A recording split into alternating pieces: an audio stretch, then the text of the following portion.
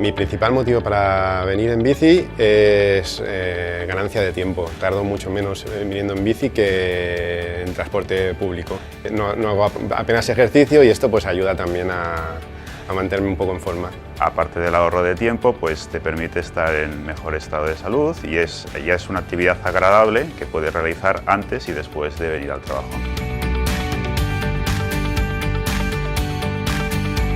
Yo vengo en bicicleta al trabajo porque para mí es una alternativa a ir en autobús.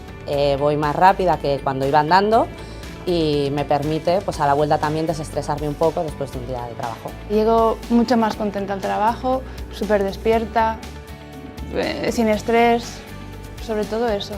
Y luego pues que estoy pues, más en forma, pero sobre todo el estado de ánimo.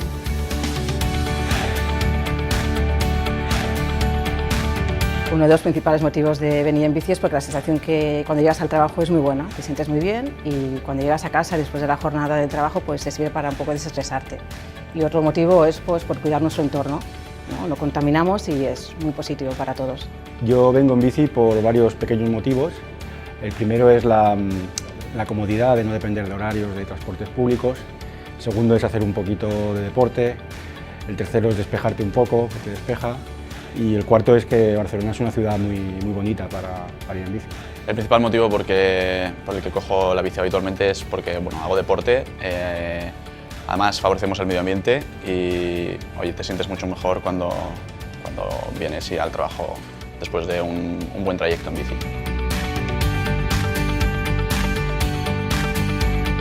Pues para mí el principal motivo de ir en bici es que es mi pasión.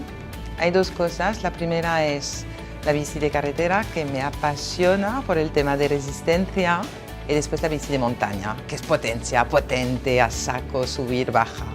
Me gusta ir en bici principalmente porque para hacer deporte, transporte, salir con amigos, diversión básicamente.